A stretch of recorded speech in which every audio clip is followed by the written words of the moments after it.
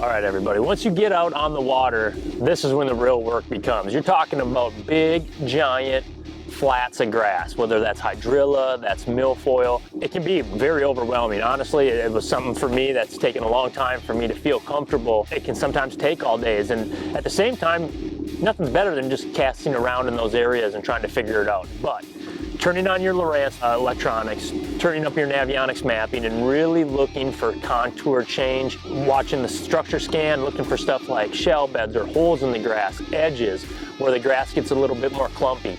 And those are kind of the key things. You know, those give me areas. And what I'm gonna do is if it's a new area, I'm just gonna drop like some stop signs in that area. You know, if I think it looks good, maybe I'll make it a red stop sign. If I think it looks money, I'll make it a green stop sign. Then I'm gonna turn around, I'm gonna fish those areas and hopefully turn those stop signs into actual waypoints. But again, the biggest key is just breaking down the water, getting an idea so you're just not aimlessly casting around. You can rule out a lot of stuff. If you have, you know, hydrilla or milfoil that just straight comes to the surface. You know, up north, you can do a lot of punching on that. Down here, down in Florida, find more, you know, you want to throw chatterbaits, speed worms, biospawn worms, you know, a regular ribbon tail worm, of course a rattle trap, something of that nature, and the jerkbait, the Shimano World Minnow, one of my favorites. But first, we got to find some spots to fish, and that takes leg work. We just got to keep our face into our Lowrance graphs and look for something different. You know, I'm looking at this big point right here. You got a little high spot. You know, when we're talking about Florida and any of these real flats, you're not looking for giant contour changes. Of course, that would be nice if they're around, but they're just not around. So 1 foot, 2 foot, 3 foot contour would be extraordinary here in Florida. What I got is I got a little ditch right here. I got some weeds. It's a little shallow, only a couple feet. I'm looking for something, you know, I don't really know, honestly, to be honest, if this ends up being what looks best to me. But here you can see a little drop. We're coming off. It dropped off. The weeds are getting a little thicker. I can fish over the top of it. Looking at the Navionics map, I got a little ditch that comes up here by the bank. It is getting close to springtime. Fish are going to want to pull up. You know, maybe they're transitioning from offshore up. So all I'm going to do is just basically mow the lawn, come back and forth, and just leave myself little notes so that I know, you know, where it is that I want to turn around and actual fish. All right, guys, this is starting to look real ideal. I'm gonna, right here, you can see a little shell bed. I'm just gonna save this as a red stop sign. All right, and you can see how clumpy my graph's getting. You know, I can actually see fish through here. There's a little bit of a ditch that runs through here. You know, this is all good stuff. I'm just gonna leave myself a little trail. I'm just coming through here. I found a couple stuff over here that look good. Now we're getting off on the edge. You can see the different clumps of weeds. Now that gives me something to target, gives me something to look at, and you can see them right here. You can see right there where it's topped out. Real nice and clumpy. I got stuff to fish in between. Now I can fish a rattle trap. I can fish a chatterbait, a jerkbait, different types of baits, throw a worm in here, drag a worm around, but I have different kind of options to fish. And you start getting really excited when you actually start seeing the fish show up like we did back there. You know, that little hard spot, that little shell bed spot, you know, that could be something that all the time, as long as the grass is here, I come back here, I can make a cast there and catch a bass, you know? And it changes all the time. This is why you just got to come out here. I've never, ever, ever seen where these big hydrilla flats have been the same, been consistent. I've never seen that in my life. I always come back and everything changes. I mean, I have fished here, this area that we're at right now, you know, 24 times in my life, and every single time is different. I don't think I've ever seen the grass out here before. So that waypoint might not be that good, or maybe during a non-grass year, all of a sudden that little shell bed will be all the better because some fish will be there when they're offshore. But again, we got pre-spawn, we're early pre-spawn, coming off what would be called the winter phase for Florida down here. Bass should be offshore. They should be feeding up, getting ready for the spawn. And I think this is a good way to get them. So once I find a nice edge and I run out of areas, when it just becomes plain regular bottom, I'm not seeing the clumps, so they're not as big, they're not as juicy to look at, then I'm going to turn around and come back through, leave myself a little stop sign there so I kind of know where I need to spend my time. All right, you can see here's a fish already. I'm kicking fish around. There's one right here. I'm utilizing active target, which is kind of new for me in this type of stuff. You know, it was kind of real cluttered looking at hydrilla. I'm starting to get it dialed out and getting a lot better at looking at it. Very important. I'm not necessarily always using it to see a fish and catch that fish. You can see all these fish kind of moving through the screen as we're kind of just letting the wind blow us around. But what I'm doing is I'm able to see that there's fish around. Like you can see this one coming off that clump. You know, that's just absolutely ideal. That's the type of stuff that I'm looking for. They're hanging onto that clump. They're putting their butt back into the clump of weeds with their face on the outside. You can see them show up right there again. And they're just kind of using those to ambush bait as they come. And as the boat gets close to them, we're kind of scaring these fish away and they're moving around. But it gives me an idea of the environment. Here, I got my Navionics mapping.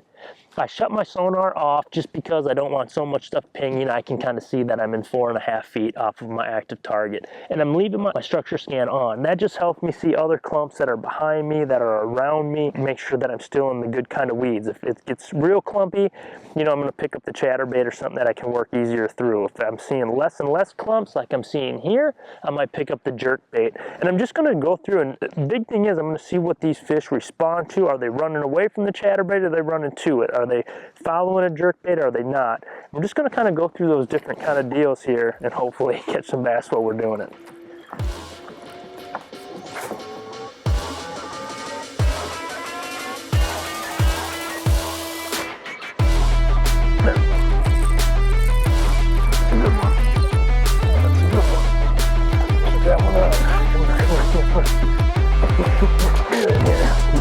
Nice one. All right, a lot of times where there's one, there's another one. Let's get this one back. Got him good too. Let's talk about this setup real quick. This right here, you know, I just basically use a Z-Man jackhammer chatterbait. That's my favorite. My trailers I switch off quite often. I'm constantly playing with the trailer. The one thing that's always the solid is the jackhammer chatterbait. That's the one that I'm always using. It's the only one I own actually. We'll talk about the setup real quick. This is the brand new G Loomis NRX Plus, the 7.4 medium heavy 883 BJR, which means bladed jig rod. Chatterbait rod. This is a little bit softer. It's not as soft as you might think though. It's got a bunch of backbone to it and a really nice tip. It's a fast action instead of an extra fast action. I learned really how to throw a chatterbait the right way using the Shimano X Pride 7.2 medium heavy glass rod. That is a great rod too. At the same time, I'm glad I learned on that rod because this rod's got you know, a higher graphite point to it. You feel a lot more at this thing, which if you're not all that experienced and you're not fishing it right, you can feel the fish come up behind it a little bit quicker. At the same time, I can feel it when I'm yo-yoing it and dropping it. I feel it a lot better, but it has a very, very similar action. Not only do I like this rod so much for the chatterbait, but I like this thing for an outcast tackle swim jig. I'm liking it for a lot of things. Pitching around a tube craw, flipping on braid. It's going to be a great rod for that, a dock rod. 7.4 medium heavy, awesome. This is my workhorse, the Shimano Corrado K. I'm throwing 17-pound Seeger and BizX line. I like the Corrado K in this situation because it has a big spool. It's a 150 size spool on it, 150 size reel. It holds a little bit more line for me, and I'm using a 7-speed, something that I feel like I can reel slow enough for reeling and actually that, but at the same time yo-yoing it and stuff, or when they kill it, just like that fish did, you just hit them with it and just start reeling. You got the gear ratio to pick up on it. But sweet setup. This is the one I would recommend. Let's go catch another bass. You know, one thing you want to look at is the health of the vegetation that you're fishing. I mean, this is a piece of hydrilla right here. Crisp, it's healthy. You know, the oxygen level is going to be great in here. This is going to be abundant. The bass have a lot of places to hide. That's always a key, whether it's milfoil, whether it's hydrilla, coontail, I don't care what it is that you're fishing when you're talking about your submerged grasses, but in most all vegetation for that matter. But at the same time, you know, healthy vegetation is always going to be key. If it's just stemmy, you know, maybe it was sprayed, if it just doesn't look good, it's brown, it's turning black, you know, that's probably not the key. The oxygen levels are probably thrown out, doesn't have a lot of places for them to hide, it ain't going to hold a lot of bait, it ain't grass worth fishing.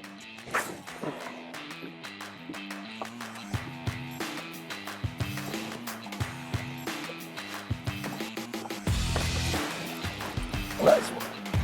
Oh, God dang. I'm gonna get back on my brakes. expanded that area. I'm gonna drop a quick waypoint here so I don't lose it. Power poles are down, and that's a real waypoint. Another quality fish. Again, I've been short struck a few times. I was just about to switch up to an outcast swim jig. Got 3/8 ounce. I think I still might because we've been getting some bites in there. I lost a monster just a little bit ago that just ate it right at the boat, but barely hooked. I got that one that time. And that's it. That is fishing submerged shallow vegetation, 5 feet or under. You know, you can take big areas, make it fish small. Use your electronics, get comfortable with the area you're fishing, and then nothing better than just getting out there with some of your most confident baits, throwing them around, catching some fish.